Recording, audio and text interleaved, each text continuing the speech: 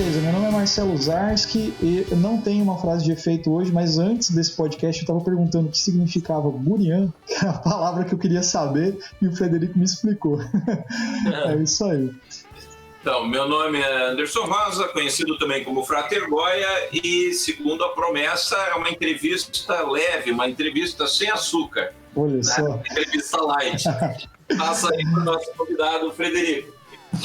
Muito prazer, galera. Meu nome é Frederico Eliodoro, sou músico, compositor, produtor, arranjador, e é um prazer estar aqui com vocês hoje, batendo esse papo bacana. É isso aí. A gente vai bater um papo, como o Frederico falou, ele é muita coisa relacionada à música e produção e arte aí, e a gente vai conhecer um pouco mais dele durante o programa aí, depois da nossa vinhetinha.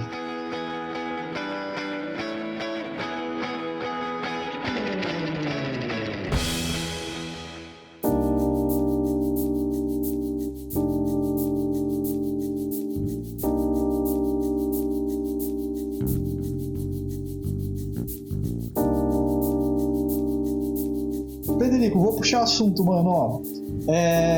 Bom, que nem eu tava falando pra ti, eu já te conheço um pouco do teu trabalho e tal, mas pra quem tá ouvindo, cara, é foda resumir o nosso trabalho, né?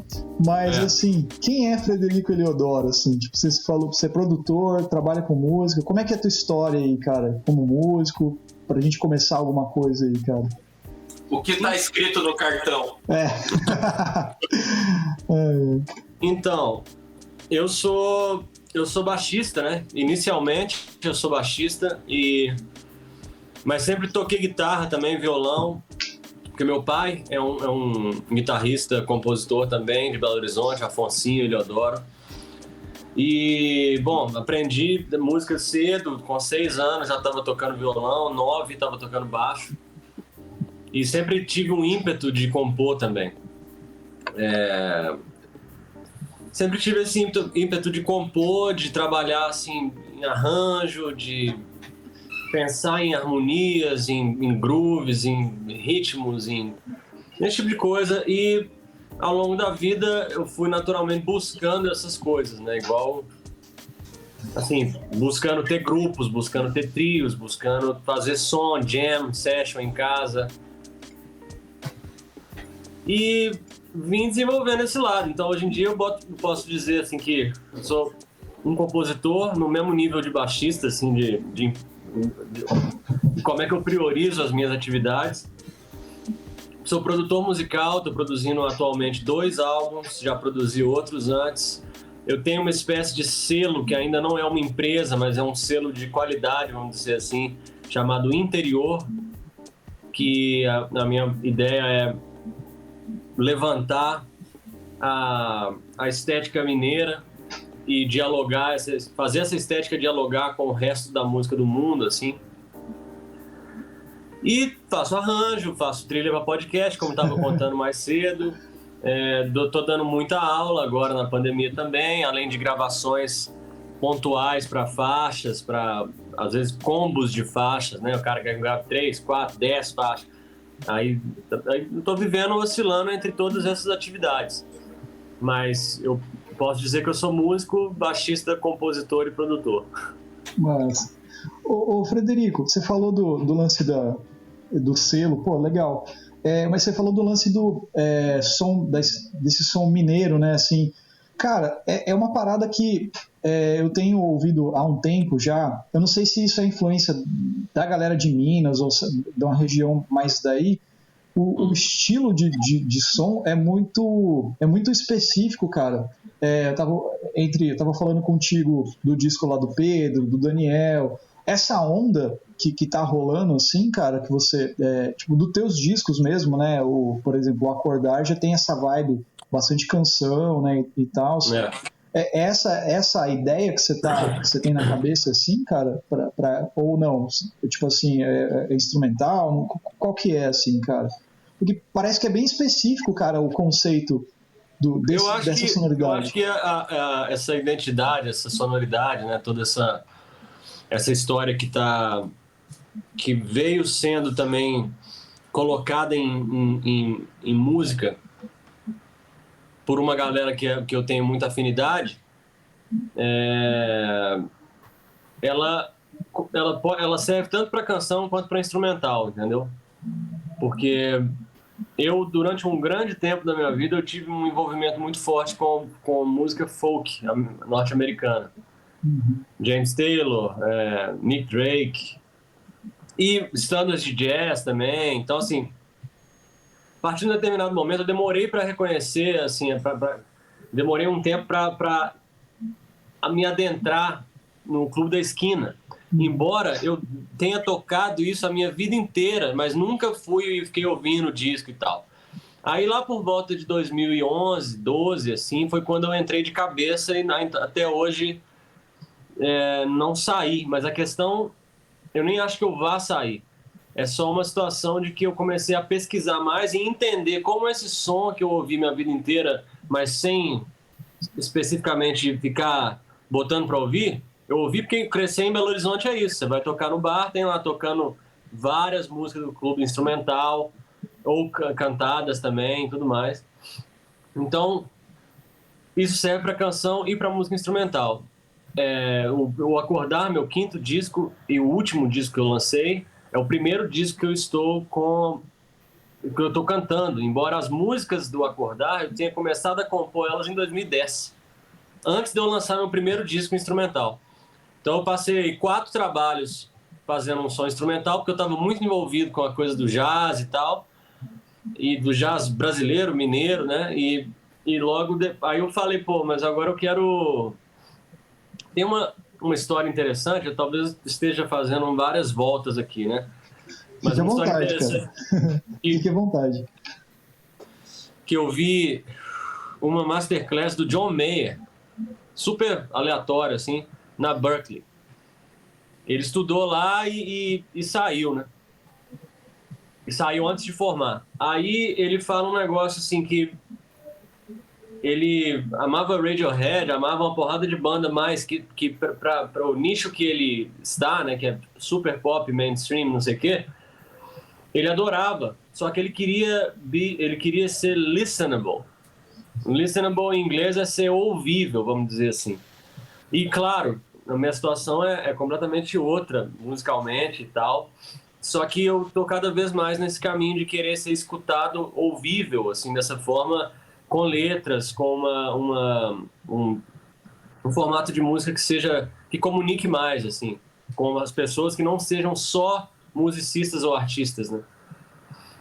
Então, seria algo como ser reconhecível, né? O pessoal saber que aquilo tem a ver contigo, com o teu trampo, né?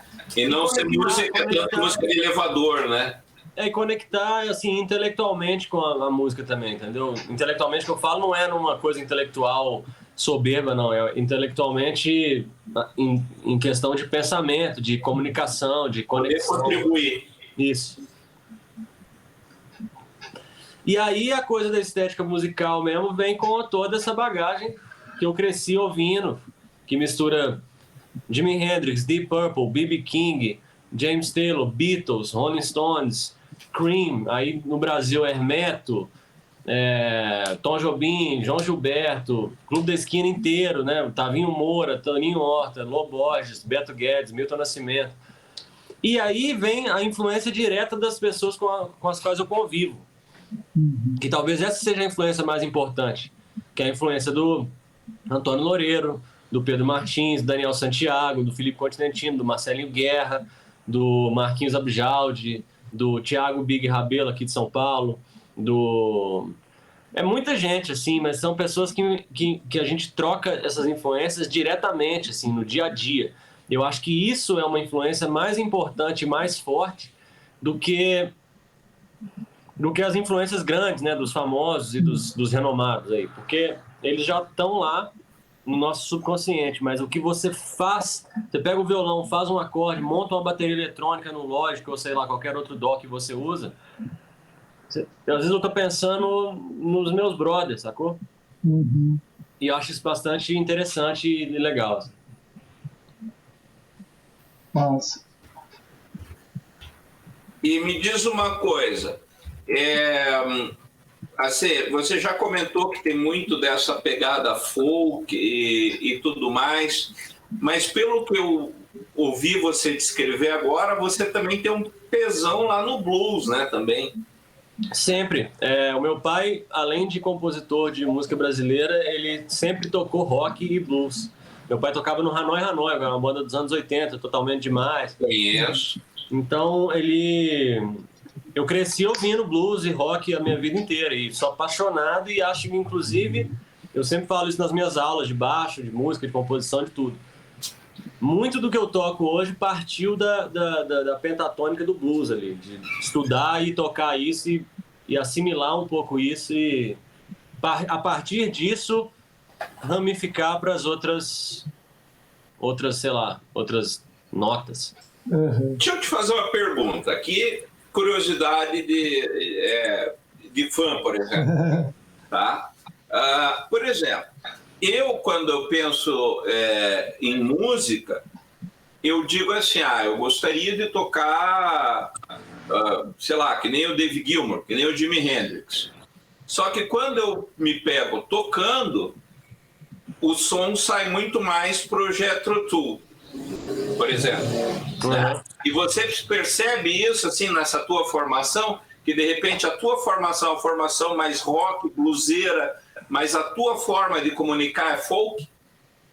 Não, nenhum nem outro, cara. Eu acho que, pra mim, assim, eu tenho passado por algumas experiências já ao longo desses anos, que quando eu penso assim, Steve Ray Vaughan, quero ficar tocando na onda dele aqui agora, estudando 1 hora de guitarra, 2 horas de guitarra, tocando nessa onda. Aí eu toco um pouco porque é super divertido, assim, fazer aquelas frases e tentar emular aquele mesmo poder que ninguém consegue fazer a não ser ele mesmo, né?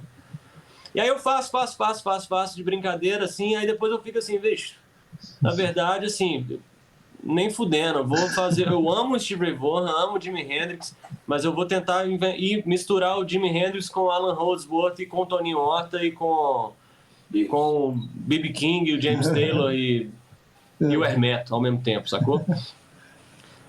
E ao mesmo tempo uns caras de música de música free jazz, assim, que eu escuto, que eu tô pirado nessa onda atonal, assim, de improvisação, né? Mas... Que é você conseguir ligar a harmonia de uma música e tocar aleatoriamente, o que é um estudo muito difícil, que eu tenho tentado fazer aqui, porque não é simplesmente tocar notas fora. É você criar melodias e histórias, frases e tudo mais, que elas vão... Eu sempre uso esse exemplo, que é como se fosse o sol e aquelas ondas que saem e voltam, sabe? Uhum. Aquela onda explode e volta. Então é isso. O centro tonal, a música, é o sol. E eu tô adorando fazer esse experimento, que é de sair completamente e voltar. Nossa. Com a música no trilho, assim, sacou? Uhum.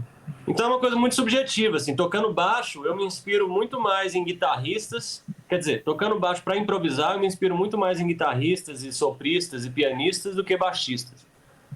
Mas para tocar baixo mesmo, eu me inspiro no Paul McCartney, mas ao mesmo tempo eu não consigo tocar a onda do Paul McCartney em todo o som que eu faço, porque são vários sons diferentes. Então eu falo assim, bom, eu vou tentar mandar uma onda do baixista do Paul McCartney aqui nessa música que não tem nada a ver com o Paul McCartney e pode sair alguma coisa interessante disso. Ou vou pensar em outra coisa também. Então, assim, eu estou sempre tentando não copiar. E é um desafio fodido porque a gente naturalmente copia. Uhum. Mas quanto mais você tenta não copiar, eu acho que mais desafiador vai sendo o processo de desenvolver uma linguagem ou uma identidade, sei lá. Uhum. Você falou de identidade, né, aí agora. No teu trabalho, né, mesmo assim, a gente tava conversando antes e tal, que nem o Dois Mundos, falar dos discos que eu escutei, o Dois Mundos, o Verano e o Acordar, né, tem um caminho, assim, pelo menos eu ouvindo percebi um caminho de sair de uma ideia, talvez, mais jazz, mais instrumental, que já não era tão formatadinha, talvez, assim, naquele conceito. O Verano já vai para um caminho mais, até chegar no Acordar, que parece que foi uma escada, tá ligado? ou um caminho que você foi fazendo até isso, que nem você falou, talvez você estava buscando essa ideia de tentar se comunicar mais com as pessoas, né, ser mais ouvível, vamos dizer assim, desde lá do começo, né, assim, só foi meio que evoluindo para uma ideia para um conceito que estava na tua cabeça que você, puta, agora eu preciso colocar isso para fora. É mais ou menos isso, cara, o que você pensa? Eu acho que eu passei por ao longo desses 5 trabalhos que eu lancei, é uma coisa que não necessariamente todo mundo faz, que é, se você está vivendo um momento musical na sua vida, e você vai e grava o disco daquele momento. E eu fiz isso em 2011, eu fiz ao vivo no Café com Letras, que era o retrato daquele momento, eu estava compondo daquele jeito, porque eu estava viajando em músicas daquele jeito. Aí o Dois Mundos veio depois, da mesma forma, só que eu já estava viajando em outras coisas. O Verano já foi outra coisa, porque eu falei, pô, eu sou baixista acústico, eu preciso ter um disco de trio. Aí eu montei um trio, gravamos um disco, compus o repertório em uma semana, assim, foi bem bizarro. E aí, gravamos em um dia o disco. E aí também já registrei esse momento. Aí o Napa, que foi um EP de 4 músicas, também já era um retrato de outro momento, eu querendo tocar baixo elétrico, querendo ter um trabalho de baixo elétrico, eu sempre toquei baixo elétrico. E aí o Acordar foi o ápice da vazão, assim, porque eu já tinha canções há muito tempo. Falei, pô, tem que gravar essa parada e tal. Quero fazer um negócio mais rock and roll também. Mas ao mesmo tempo com a música que eu estava fazendo na época, que não necessariamente é rock and roll. Mas botar tudo isso num trabalho. Então eu consegui dar vazão a todas as fases pelas quais eu passei em, sei lá, 5, 6 anos, sacou?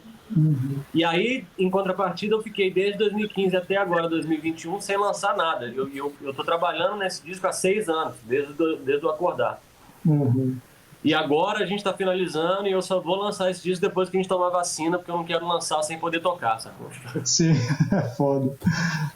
E me diz uma coisa, você é uma pira, a gente, como o Marcelo já comentou aqui no comecinho, a gente tem o lance de pedir uma indicação de disco e tal. E algo que a gente sempre fala é que justamente você ouvir um disco, você traz, né, o momento do artista, né? Que você pega ali, se eu ouvir só melhores momentos aí do Jimi Hendrix, eu perco muito da essência de quem ele era, né? Você pega ali retratos soltos e não pega realmente o que ele estava querendo passar. Exatamente. E o que você acabou de descrever basicamente é esse tipo de coisa, né? É o teu momento como artista, as coisas que estão te interessando e aquilo que você acha relevante mostrar para o teu público. Eu acho isso muito legal, assim, eu sempre me inspirei em relação a essa coisa da produção de disco. Tem uma galera em Nova York, assim, que toca toda semana no mesmo lugar, tocava, né? E aí era uma quantidade uma produção tão intensa de composições próprias e tal, que o nego gravava tipo 2 discos por ano, sacou? Mas eram discos que era simplesmente isso, o registro daquele momento, o registro daquele repertório, o registro daqueles 6 meses tocando junto toda terça-feira no 55 Bar lá em Nova York, sacou? E eu sempre fui apaixonado por essa ideia, assim, de desenvolver um material, gravo o disco de forma, assim, super crua, ao vivo, bem jazz, assim, e lança. Só que aí agora, mudando pra coisa da canção, pra coisa da produção musical também, que você tem que gastar tempo, aí já vem outras influências, por exemplo, pega os caras do Tame Impala, pega os caras do, sei lá, Fleet Foxes, Bon Iver, aí Bjork, aí tem outras bandas, Little Dragon, que é uma banda de música eletrônica que eu sou apaixonado. Aí tem tudo, música dos anos 80 do Brasil, músicas dos anos 70 do Brasil, música dos anos 80 dos Estados Unidos e tudo mais. Então você começa a querer produzir também. Então você começa a produzir, achar um timbre doido.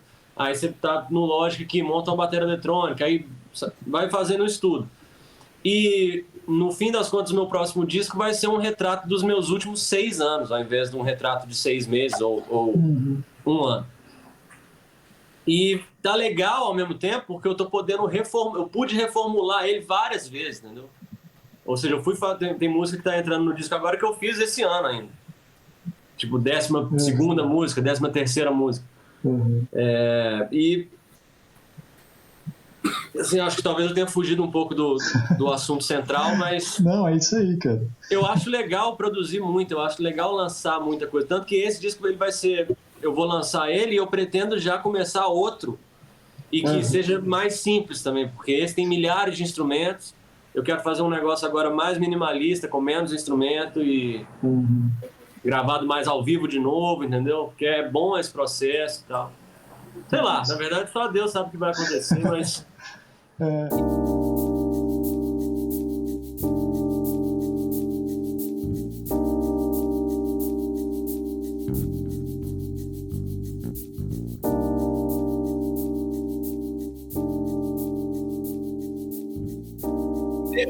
Deixa eu fazer uma pergunta, só um pouquinho. Pergunta que não quero calar. Né? Você, como artista, você consegue separar o seu lado produtor?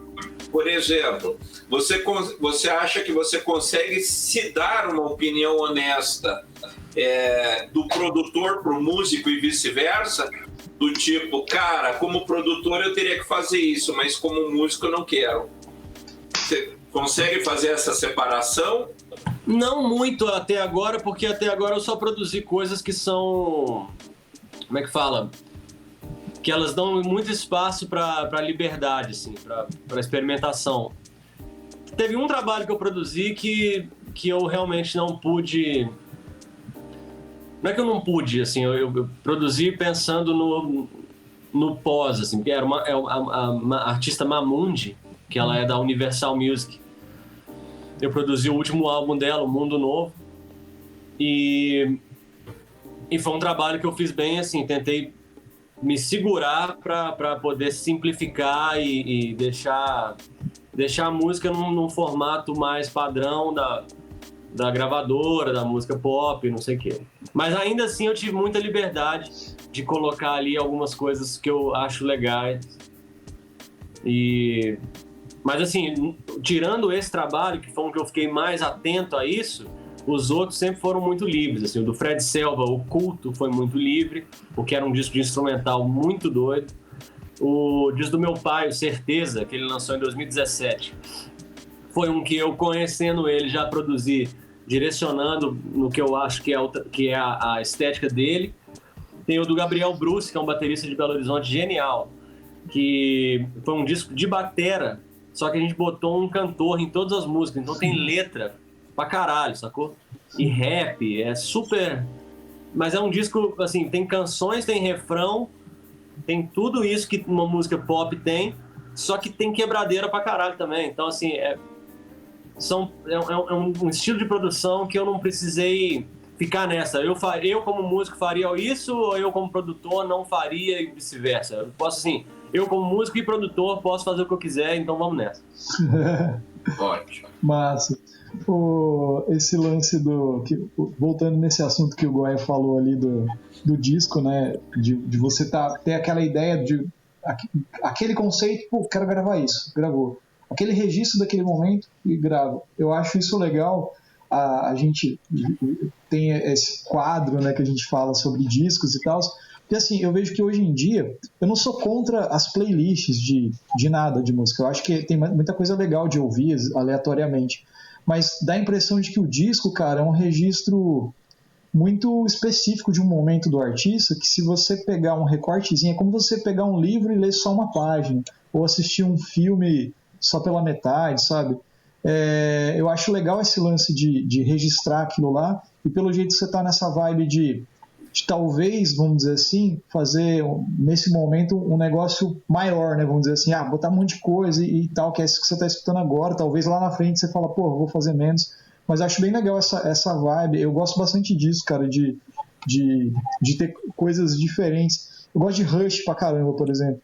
Eu gosto de todas as fases, cara. Eu gosto da fase do começo, eu gosto da fase dos anos 80 pra caramba, até mais do que no começo. Eu gosto da fase mais final de carreira agora, antes deles acabarem também, que é diferente. E eu vejo isso como vários momentos, cara. Então acho muito legal esse lance, cara. Eu vejo isso em vários músicos assim, do meio tipo, amigos teus que lançam coisas que estão fazendo isso, cara. O próprio Daniel lançou um disco de canção, pô, sensacional. Lindo, Totalmente né? diferente do que eu tinha ouvido dele, assim, cara. Muito, muito bacana também. Pô, legal. Eu adoro isso que você falou, por exemplo. Eu sempre tento. Eu vejo muita gente que fala assim: daquele disco eu só gosto de 2 músicas. Uhum. E eu fico aflito quando eu escuto uma coisa assim, porque eu falo, pô, bicho, você gosta da música ou você gosta do artista, sacou? Uhum. Porque quando eu vou ouvir o disco de alguém, aí claro que vai ter uma música que eu vou gostar mais, outra que eu vou... Não é que eu nem vou dizer que eu não vou gostar, que eu vou gostar menos, mas vou dizer que assim, tem outras melhores. Só que eu crio um carinho por aquele trabalho como um todo, sacou? E pelo artista como um todo também. Porque é isso, ele precisou de um tempão desde o início da carreira até fazer aquele trabalho. Então, se você admira aquele artista, você tem que admirar desde quando ele começou, você tem que entender o cara, sacou? Ou a mulher, ou quem quer que seja. Uhum. Eu acho essa linha de pensamento muito legal. Você falou do Rush aí. Eu nunca ouvi Rush. Uhum. Mas eu entendo que você, como fã, você acompanhou desde o início e você gosta de tudo, você entende a mudança de fase dos caras, sacou? Sim, sim. Você pega toda a discografia do Paul McCartney. Uhum. Desde os Beatles, aí tem o Wings, depois tem ele solo, aí vai até hoje, assim. Eu acho que hoje, realmente, assim, hoje é difícil ele se superar, sacou? Uhum. Mas eu escuto o McCartney 3 lá e eu fico carinhoso, assim, porra, que doido, legal. Então, assim, claro que não é igual o Red Rose Speedway ou qualquer outro desses. Uhum. Mas é o Paul, bicho. Eu amo o Paul e eu vou achar lindo tudo que ele fizer, a não ser que ele, cometa algum crime bizarro. Uhum. Vote no Bolsonaro, alguma coisa do tipo. Não, isso não, cara, pelo amor de Deus. Aí é demais. Aí você tem que quebrar os discos do cara. Aí tem que falar logo, senão... É foda. O Paul é um cara que eu escutei pouco. Eu escutei bastante Beatles, cara. Assim, eu tenho um aluno de guitarra, pô, o moleque tem 12 anos, ele adora Beatles, cara. Ele adora, ele sabe tudo, cara. Eu falei, caralho, o cara sabe muito. Que tem legal. Livro e tal, eu achei sensacional. E daí ele fala dos discos solos, assim. Eu falei, cara, eu escutei o John Lennon solo, algumas coisas que eu acho bom pra caralho. Bom pra caralho. E o Paul, eu conheço aquele disco, acho que é Driving Rain, uma coisa assim. Bom também. Pô, esse disco eu ouvi. Vou falar que eu ouvi inteiro. Esse disco é fodido, cara. Tem uma música que chama Raindrops, não sei o que lá, não lembro agora. Mas, porra, é foda. Mas eu não conheço muito do som dele. O Goya é fãzão de Pink Floyd, cara. A gente sempre é um grande ouvinte. Ele deu o exemplo do Gilmour, eu falei, sabia. Eu tava aqui falando, ele vai falar do Gilmour. Porra, o Gilmour é foda, o Pink Floyd é demais, né? É demais. Eu ouvi muito Pink Floyd, muito por causa da minha companheira, que é fissurada com Pink Floyd. É mesmo? Pô, que legal. Eu sou fã, hoje, depois de 40 anos ouvindo Pink Floyd, eu sou mais fã dos discos piratas do que dos discos de estúdio, cara. Por mais que o disco pirata às vezes tenha uma qualidade sofrível, você vê como eles eram no palco, né? Aí não tem como enganar, né? Aí não tem truque. E o fã músico, ele vai curtir muito mais essas coisas mesmo, porque ali é os caras, na verdade, ali tocando mesmo. O McCartney, eu gosto muito da fase Wings dele. Também. Né? Eu acho que foi a melhor, eu acho que foi onde ele amadureceu musicalmente. Né? Depois aí entra ali na aspira dele e tal, mas eu acho que é onde ele precisa, assim, cara, conseguir esquecer um pouco Beatles e fazendo a minha pegada mesmo. E dos Beatles, cara, tem uma coleção que eu tenho de coisa pirata, que é Unsurpassed Masters. É de um selo chamado Yellow Dog, que é o cachorrinho da RCA amarelo, assim. Aí é só sobra de estúdio dos Beatles. Que legal. E é muito legal, por exemplo, você que é produtor, ia pirar nisso aí. Procure que você deve achar em top. Eu fico aqui no YouTube, velho, ouvindo tipo, outtakes, demo, os caras ensaiando, tem coisa pra caralho. Essa coleção é fabulosa, porque aí você vê, assim, você tem muito essa noção, eles, antes do trabalho lá do Brian Epstein no estúdio e tal, e como era a produção deles, a criatividade, como os caras tocavam, né? É muito louco, é muito legal. Né? Eu adoro. É muito jóia. Se você não conhece essa coleção, procure o torrent disso aí que você vai virar. Eu adoro tudo isso aí, vou procurar. Você falou do som ao vivo das bandas, né? Eu gosto muito de Radiohead, né? Você tinha citado Radiohead, cara, eu adoro Radiohead. Eu não sou muito fã do primeiro disco, assim, que eu não ouvi muito ele, mas o The Bands pra frente, porra, tudo foda. E, caralho, eles ao vivo, cara, puta merda. É foda. É foda demais. É foda. Hoje tava passando um show deles, eles deixaram, durante a pandemia, agora eles estão liberando shows no YouTube deles, shows que não tinham sido liberados. Então, um show de 2008, 2000, não sei quanto lá, não sei aonde, porra, os caras arrebentando, mano, preto e branco, assim, cara, muito foda. Eu tava vendo no canal. Eu tenho uma escola de música, eu tô na escola, na real, por isso que eu tô tomando água aqui. Eu deixo rolando o som na TV ali, então eu deixei rolando isso aí. E ao vivo, o Goiás acho que não conhece muito das coisas do Radiohead, cara, mas ao vivo, o Tom York pra mim hoje, cara, é um dos caras que eu acho sensacional, cara. Ele faz as coisas dele, tem o Anima, eu acho, que é um trabalho dele que ele fez com dança. Porra, lindo. Foda pra caralho, cara, muito bom. Bicho, eu sou muito fã, e quem me fez ficar fã de Radiohead é o Pedro Martins. É mesmo? Porque antes eu não dava bola, não ouvia, e aí quando eu ouvia eu achava estranho. Só que aí depois, bicho, eu cheguei a ter epifanias de certa forma, claro que uma coisa, outra coisa, mas assim, de comparar o Radiohead na minha cabeça aos próprios Beatles, só que em épocas diferentes, em mundos diferentes e tal. Porque eles têm músicas assim muito bonitas. E aí, voltando àquela coisa que a gente estava conversando antes, mesmo o primeiro disco, que claro, eu também não acho a melhor coisa do mundo, mas eu às vezes escuto ele pra entender, assim, falando, não, deixa eu sacar aqui, Creep, vamos lá. Pô, Creep, eu ia falar Creep, cara, eu conheço bastante Creep, que é foda, né? Tipo, a música é bom pra caramba. Eu sou ruim de ficha técnica, assim, eu nunca lembro os nomes e qual música tá em qual disco, e qual disco foi qual disco, mas assim, eu tenho certeza que se eu colocar o primeiro disco, eu vou lembrar de várias ao mesmo tempo. Mas eu também não... isso é outra coisa que tem rolado, eu não tenho escutado muita música. Ah, é mesmo? Já faz um bom tempo, assim. Eu escuto, às vezes, lavando louça, às vezes eu vou lá e ponho um Deep Purple, assim, que eu sou apaixonado. Aí ponho um Ella Fitzgerald, aí ponho... Eu normalmente coloco esse tipo de música, assim. Coisa que não é coisa pra eu ficar pesquisando. É coisa só pra eu ouvir. E o que eu tenho feito é ouvir muito as minhas próprias coisas. Eu componho bastante, assim. Todo dia eu tava fazendo isso mais há uma semana atrás e tal. Essa semana eu tô ocupado com outras coisas, não fiz. Mas fazer essas micro músicas de 30 segundos e postar no Instagram.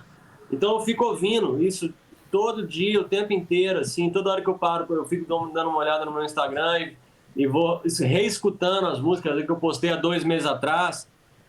E aí eu sinto que eu vou reciclando a minha própria inspiração, assim, com o que eu venho fazendo, sacou? Legal.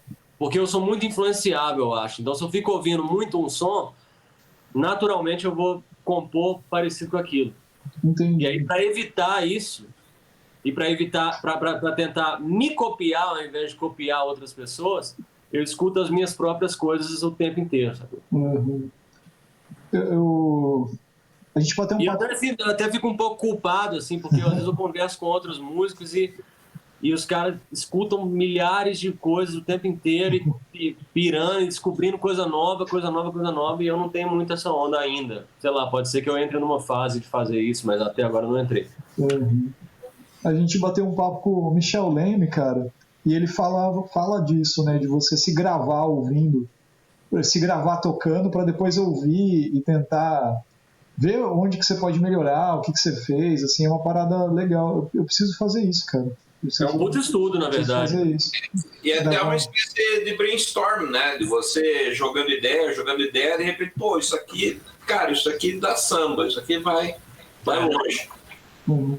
Cara, uma curiosidade, Frederico. Eu tava falando contigo do show lá do Anne Passel, né, que eu assisti. É Alegria, eu acho que é o nome, né, se não me engano. Cara, muitas das músicas lá, e vendo essa galera tocar, vocês tocar, parece que vocês estão tão, assim, conectados ali, cara, que... como que é isso, cara? Por exemplo, rola ensaio pra caralho, porque, por exemplo, eu já ouvi que nem o Keith Jarrett, pianista lá. Pô, os caras vão tocar, o trio dele lá, acho que é o Jack DeJohnette na batera, e não sei quem que é o baixista, não lembro agora. Pô, os caras vão tocar, o Keith Jarrett senta no piano e os caras saem tocando, cara. Não sabe repertório, não sabe... O próprio Wayne Shorter é assim. Como que é esse processo, assim, só pra jogar pra um outro assunto, cara? Porque parece que é tão, assim, assistindo, lógico, tem uma produção, tem um monte de coisa, né? Mas assistindo vocês, parece que tá tudo tão... sabe, tão conectado que eu falo, pô, ou os caras ensaiam pra caralho, ou os caras tocam pra caralho, que toca, eu tô ligado. Como que é isso, cara? Como que é essa experiência aí, cara? Eu acho que tem casos e casos, né? O caso do Keith Jarrett é provavelmente assim, os caras tocavam juntos há anos e de forma que de fato não precisava ensaiar. Era chegar, não é que não precisava ensaiar ou ter um repertório.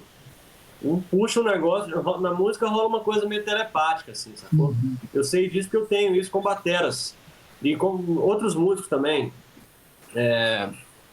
Sei lá, com o Felipe Continentino. Às vezes a gente tá fazendo um som assim, eu e ele, inclusive muitas saudades de fazer, que é um tempo bom a gente não faz.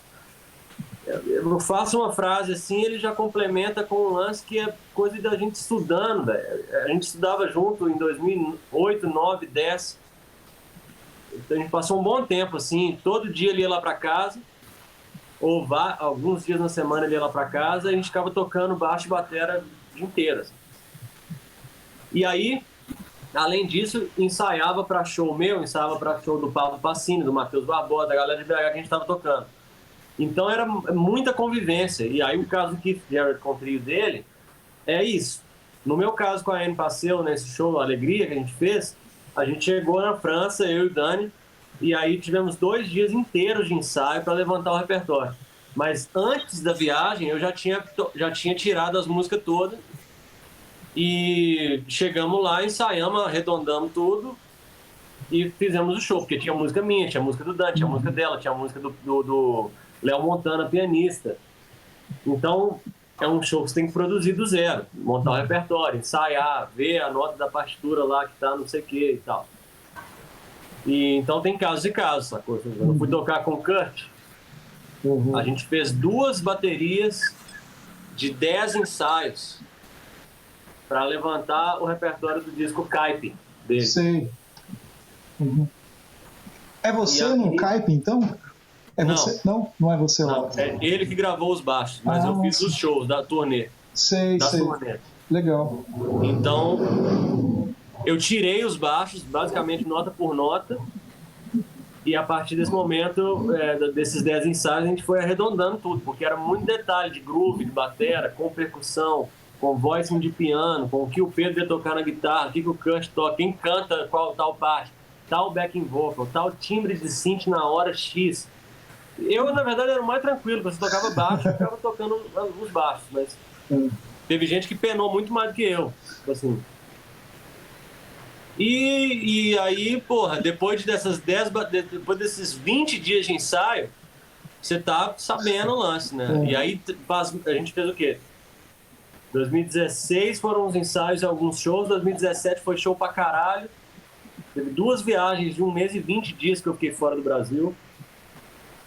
2018 fizemos também, 2019 fizemos também. 2020 veio a pandemia. A gente estava indo tocar no Carnegie Hall em março do ano passado. E aí a pandemia veio, o Trump fechou as portas dos Estados Unidos e a gente voltou pro Brasil e estamos aí desde então. Caraca, caralho, foda. Com o Louis Cole, por exemplo, que é um batera de Los Angeles, compositor também, barra pesada, que eu fiz 2 shows com ele na Europa em 2019. não teve ensaio, por exemplo. Eu tive que ensaiar, ele me mandou as músicas antes, eu fiquei tocando aqui em casa, tipo, um mês antes, porque eu gosto de quando eu tenho um trabalho assim, por exemplo, eu prefiro chegar sabendo tudo do que ficar catando nota no ensaio. Sabe? Então eu estudo, decoro as músicas todas, chego para tocar já sabendo de cor. Então qualquer mudança que tem, qualquer mudança no arranjo, eu já estou sabendo o que é que vai acontecer naquele contexto, então eu entendo mais fácil. Então eu cheguei na Antuérpia, na Bélgica, a gente fez um ensaio no quarto do hotel com o baixo desligado, ele batucando na cama, e no outro dia show. Nossa. Teve uns probleminhas, mas deu tudo certo. Pô, legal, cara. Que é massa, porque é legal falar isso até pra quem tá ouvindo, né, cara? Porque músico é um trampo foda, cara. Tipo assim, é uma parada que a gente faz porque gosta, porque é prazeroso pra caramba, mas é um trabalho, tipo assim, trabalho mesmo, né, cara? Assim, que você falou, pô, é bom, mas é um trabalho que vale a pena, né? Pra caralho, é muito... E deixa eu fazer uma pergunta. Você que toca assim, muito, tanto em estúdio quanto em show, né? Me diz uma coisa. No show, você leva muito mais o cara certinho ou você se permite experimentar mais? Aonde você experimenta mais? Ao vivo ou no estúdio? Eu não sei. É uma coisa que eu tento fazer há muito tempo já também, que é entender a música que eu tô tocando e tocar pra música. Então, os experimentos todos, eles nunca vão além do que aquela música pede, entendeu? Tipo, eu não vou querer... sei lá, claro que tem hora que você pode estar mais empolgado, estar mais, sei lá, a fim de experimentar, e você pode fazer, mas eu arrependeria depois de tentar determinadas coisas que eu sei que não encaixariam, até talvez pela visão de produtor, né? De pensar em assistir aquela música, aquela performance de fora. Às vezes eu ia olhar pra mim e falar, o que esse cara tá fazendo, sacou? Então é uma coisa assim, eu experimento em casa, eu tento experimentar em casa para chegar no show e às vezes não tocar nada que eu experimentei, mas simplesmente tocar aquela música e fazer aquela música ficar da melhor maneira possível comigo tocando. Aí isso entra soma com aquilo que você falou lá no comecinho da entrevista, do ser mais audível, né? Então, para você é importante isso do público estar te acompanhando, né? Digamos, te entendendo, né? É porque é isso, às vezes assim, um baixista vai ver outro baixista tocar, ele tá afim de ver o cara botando pra fuder, sacou? Ou até, em piores casos, ver o cara mandando mal, o que é triste na música. Mas quando você faz um show, você não tá tocando pro músico. Não deveria estar, inclusive. Porque a música é uma coisa que deveria conectar todo mundo. E aí, para conectar todo mundo, você tem que ser democrático. Você tem que, né? Tipo, você tem que apresentar aquela música de forma que ela vai ser apresentada na sua forma mais pura, ou mais honesta, sem exagero. A não ser que seja uma situação de exagerar, que o artista principal vira e fala assim, galera, isso aqui é pra gente botar pra fuder, pra destruir tudo. Aí você tá bom, aí você destrói tudo. Agora, vai tocar num show que é dançante, o do Louis Cole, por exemplo, que é um show super groove, dançante. Aí a experimentação é justamente em você experimentar, tocar o groove da forma mais foda que tiver. Que seja poucas notas ou muitas notas, mas tudo encaixado, preciso e tudo mais, entendeu? No caso do Kurt, que as músicas são todas meio rock, assim, e aí o Kurt tem um estilo de baixo, que ele toca baixo pra caralho também. Ele tem um estilo de baixo que me influenciou muito, que conecta com Paul McCartney, conecta com Lee Sklar, que tocou com James Taylor e com Carly Simon e com toda essa galera de Los Angeles dos anos 70, 80, 60, 70, 80. Então, tudo passa nesse lugar, assim, que eu conheço e que eu falo, porra, então é isso aqui, então eu vou fazer o melhor disso aqui. Os baixos do Toninho Horta no Clube da Esquina, os baixos do Paulinho Carvalho lá de Belo Horizonte. É um baixo que é um baixo grave, ele é um baixo melódico, às vezes orquestral, que é diferente do baixo do Louis Cole, por exemplo, que é um baixo super picotadão, assim, e mais funk.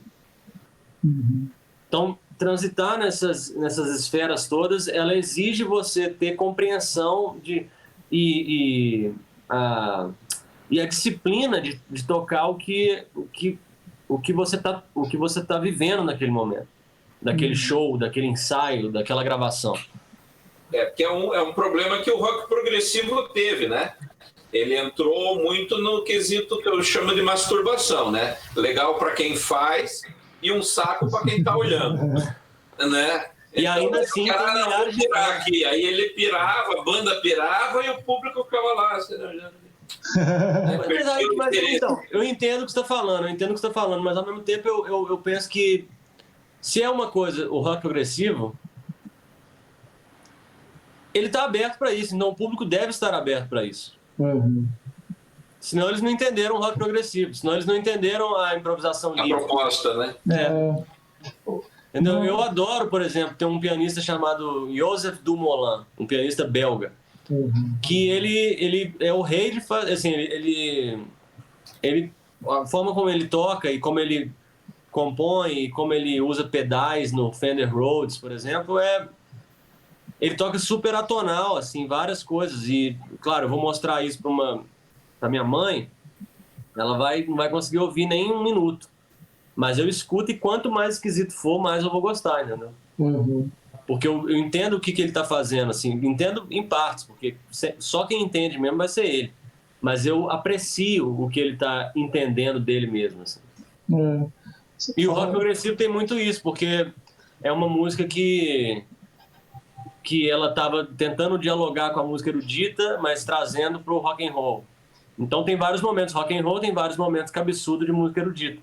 Então quem conhece o rock progressivo deve entender que você vai ter que transitar a sua mente nesses dois extremos. Eu particularmente não sou um grande fã de rock progressivo, não, embora admire as bandas e escute, e claro que tem muita coisa ali interessante, mas eu não consigo ouvir muito em casa, assim. Eu prefiro ouvir improvisação livre. Mas...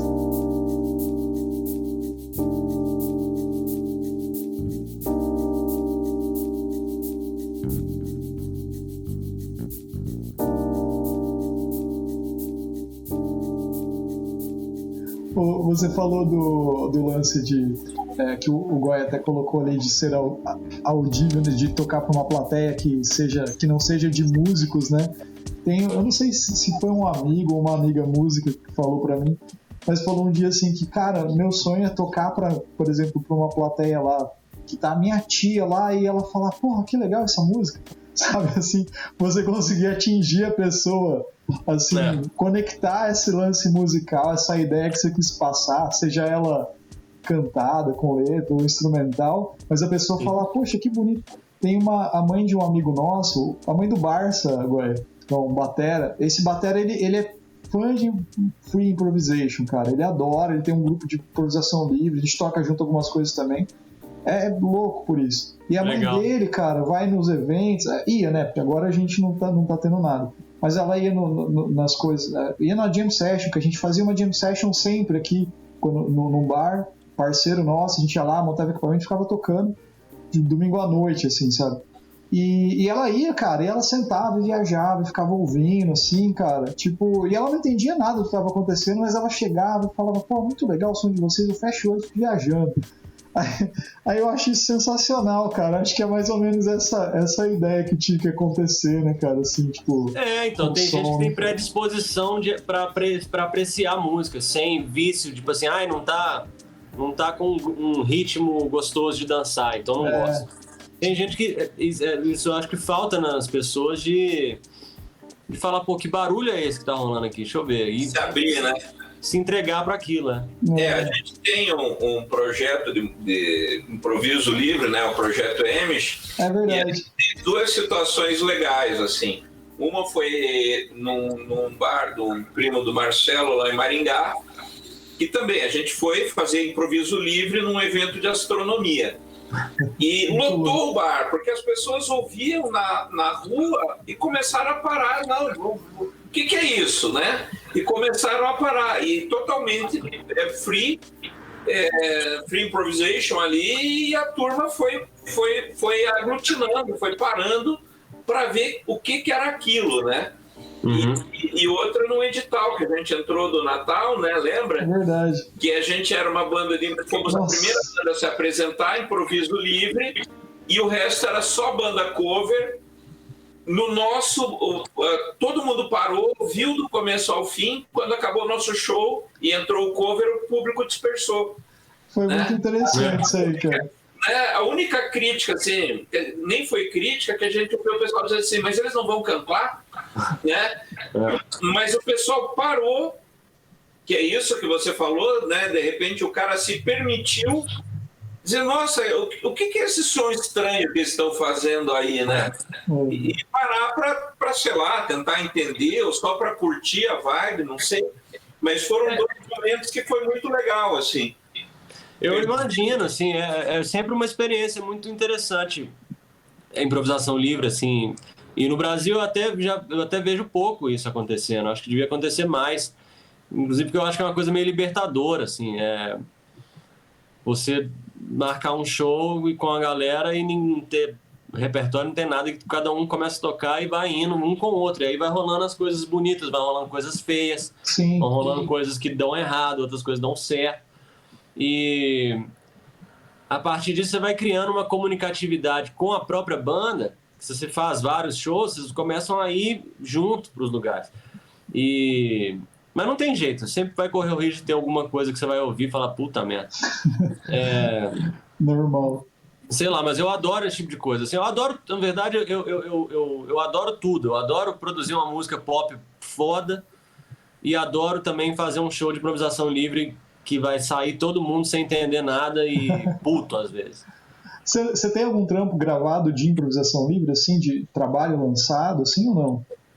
Não, meu não, mas a gente tinha um coletivo em Belo Horizonte chamado Ovitelo C, que é coletivo ao contrário. E a gente fez alguns shows lá em Belo Horizonte que foram polêmicos, assim, porque tinha uns que a galera ia embora puta, tinha outros que a galera entrava na onda, e aí, porque a gente chamava dançarinos também para fazer performance no meio do som e tal. Então tinha vezes que era muito legal, tinha vezes que era, assim, era sempre legal, mas tinha vezes que o pessoal não gostava e tinha vezes que o pessoal gostava. Mas aí, deixa eu fazer uma pergunta para você. Do ponto de vista artístico, mesmo quando o pessoal sai puto, será que você não atingiu o objetivo? Porque eu entendo que eles foram tocados de alguma forma.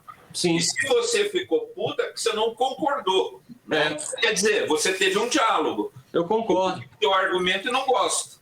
Concordo total.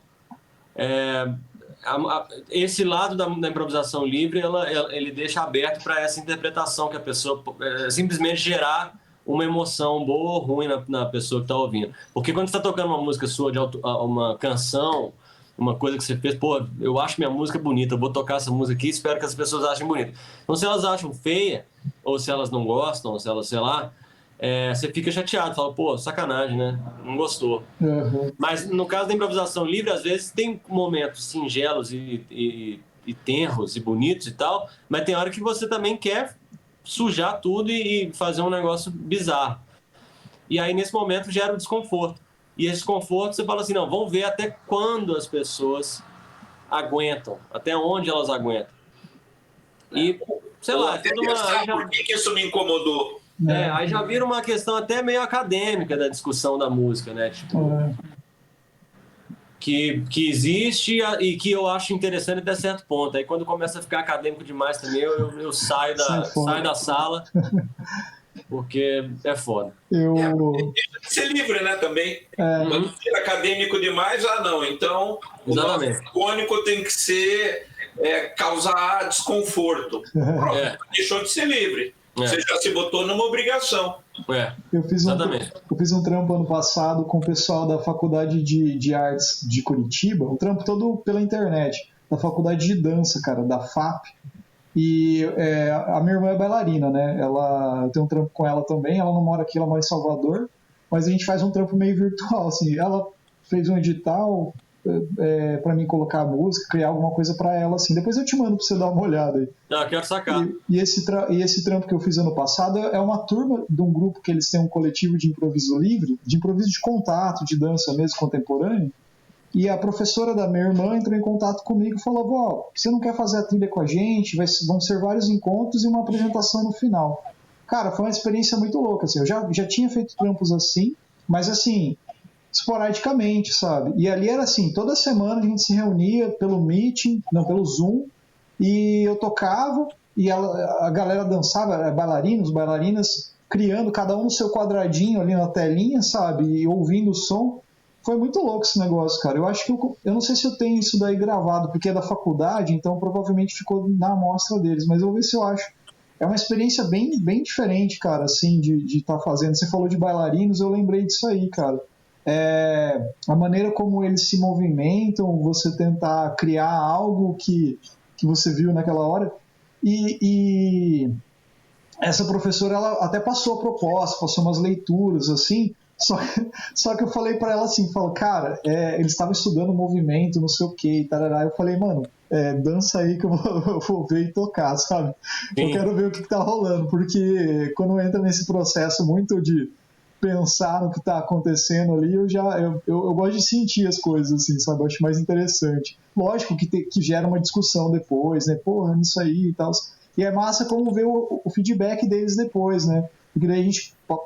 Era uma hora de improviso, depois rolava um bate-papo. Aí a pessoa falava, pô, naquele momento lá você fez tal coisa, não sei o que. Eu falei, cara, eu nem tinha pensado nisso, sabe? Só tava rolando o som. É uma parada que foi bem, bem legal também, cara. Eu gosto bastante disso aí, cara, também. Mas... Ô, bicho, eu acho do caralho, assim. Eu acho que, inclusive, esse desprendimento melódico, né, que eu tô falando do negócio que eu tava estudando, a tonal, isso me ajuda muito, assim, a achar novos caminhos, novas frases, novas melodias até, entendeu? Uhum. E eu acho que é uma coisa que eu tento... Na verdade, assim, nas aulas que eu tenho dado, claro que eu tento focar primeiro em fazer o aluno entender a harmonia, a música e tocar dentro e tudo mais, mas é uma coisa que eu acho didático para todo mundo sair tocando qualquer coisa, pelo menos 15 minutos no estudo musical, sacou? Tocando livre. E ver o que acontece, porque você vai descobrindo, inclusive um exercício de composição, um exercício do seu próprio vocabulário, assim, é bem legal essa parada mesmo. Massa. Galera, acho que estamos encaminhando para um final, porque para não tomar muito seu tempo aí também, que é isso, tá tranquilo, bicho. E, bom, não sei, você tem mais coisas para colocar aí, Goya? O papo tá bem legal, cara, é isso aí, tipo assim... Como sempre, dava para ficar o fim de semana inteiro papeando. Não, sempre Mas, cara, eu queria agradecer, tipo, que bom que deu certo o papo, mano. Pô, assim, Marcelo, bom demais, obrigado pelo convite, obrigado aí, Frater, valeu demais. Legal também saber que você tá nessa onda de free aí, cara, quero ouvir isso aí. Curto bastante isso aí, cara, sabe, acho muito legal. Um dia eu lanço alguma coisa assim. Massa. Então, na verdade, o Frederico tem que comer o caldo de mandioca dele ali daqui a pouco, né? Que já deve estar pronto. Né? Caldo de mandioca. Já deve estar pronto. Cara, a gente deixa um espaço aqui para você deixar teu contato, Frederico, para quem estiver ouvindo, como é que te encontra? Você dá aula, tem teu trabalho gravado, você tem site, como que é, assim, para entrar em contato contigo, para produção, aula, enfim. Bom, tem as redes sociais, Facebook e Instagram, né? Meu nome no Instagram é Frederico Eliodoro. Meu e-mail é fredericoeliodoro@gmail.com. Então, quem tiver interesse em entrar em contato para qualquer coisa, gravação, produção, aula, só chamar por essas vias e a gente se fala. Eu sou um cara que está constantemente online, eu respondo todo mundo, eu não deixo ninguém no vácuo. Então, só chamar que estamos aí. Mas Eu não tenho site ainda, também, na verdade, o Instagram hoje em dia é uma ferramenta que já ajuda bem nesse aspecto. E é isso. Goia. Eu, na verdade, só até agradecer, porque é muito legal, assim, conversar justamente com quem está nas duas pontas, né? Na produção e na execução, né? Porque, às vezes, você tem um cara que é um excelente produtor, mas não é músico, né? E outro que é um excelente músico e pena para produzir, né? E, na realidade, você consegue juntar os dois, assim, e conviver em harmonia com esses dois lados, né? Então é muito legal assim ter esse tipo de depoimento, porque enriquece, né? Até a nossa expectativa é que o nosso público seja principalmente gente que curte música, tanto como ouvinte, como na expectativa de ser um profissional da área, e isso pode ajudar as pessoas a achar seu próprio caminho, né? Então, sem sombra de dúvida, só agradecimentos aí. Obrigado vocês, galera. Valeu demais. Prazerzão. Obrigado pela oportunidade de estar aqui falando do meu trabalho também. Pô, com certeza. E é isso aí. Isso aí. Deixa eu dar um pau. Espero que a gente possa se conhecer um dia pessoalmente. Pô, demorou, cara. Tem que vir pra cá quando isso tudo... Quando isso tudo acabar, desce pra cá.